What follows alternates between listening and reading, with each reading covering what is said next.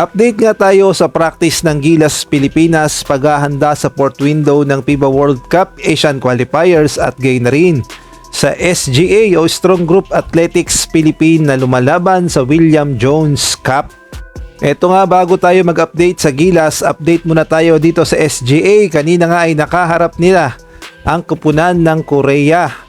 At naghahabol nga dito ang SGA ng 35 points upang umabante sila sa semifinals. So ibig sabihin, kailangan nga nilang matambakan ang koponan ng Korea ng 35 points para makasiguradong secure sila sa semifinals. Kaya nga lang ang naging problema kanina ay kinapos ang SGA ng 5 points at hindi nga nila nagawang masecure ang spot sa semifinals. Ang masakit pa dito ay nanganganib pang malaglag itong SGA kahit na ang record nila ay 4-1 dito nga sa William Jones Cup.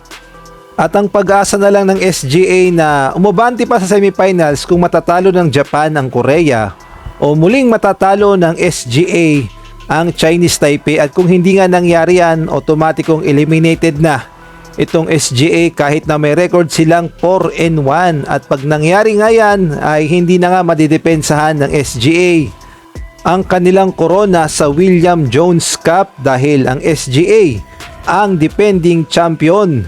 At ang nakakatawa pa nga dito, ang record ng SGA 4-1, samantalang itong Chinese Taipei na may record na 1-3 ay automatikong pasok na sa semifinals. Yes, hindi nga tayo nagkakamali dahil ayan nga ang patakaran ngayon ng William Jones Cup na yung mismong host ay automatikong pasok sa semifinals. At dahil nga yan sa tournament format na ginawa mismo ng William Jones Cup. At eto na nga, nagsalita na ang mga kababayan nila sa Taiwan at hindi nga nagustuhan ng format ng William Jones Cup at nakakahiya daw. At sobrang obvious naman talaga na gustong manalo ng William Jones Cup ang kanilang koponan na Chinese Taipei A. At sobrang sayang talaga ng ginawa ng mga effort ng players natin sa SGA at ni Coach Charles Chu. Mauuwi lang pala sa isang malaking dayaan. At eto nga, update nga tayo sa third practice ng Gilas Pilipinas. Ganadong-ganadong ang ating mga Gilas players at etong si Kai Soto. Present na present sa practice at kahit umuulan ay handa sila paghandaan ang paparating na fourth window laban nga sa Iran at Jordan. Nag 1v1 pa itong si Carl Tamayo at si Dwight Ramos. Sino kaya ang nanalo sa dalawang ito?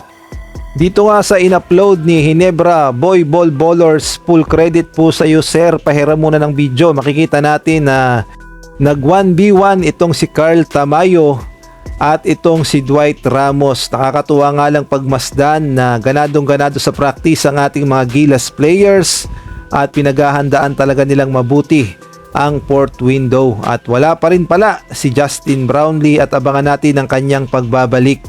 Samantalang update din tayo sa mangyayaring tune-up game ng Gilas Pilipinas kontra nga dito sa KBL team na Hyundai Mobis Phobos. Bukas na nga yan 11 AM ng umaga. Pero closed door ito at wala ngang makakapanood ng mga Gilas fans, pero mag-update pa rin tayo kung makakasagap tayo ng mga video at update natin kung sino ang mananalo sa dalawa, ang Gilas ba o itong KBL team.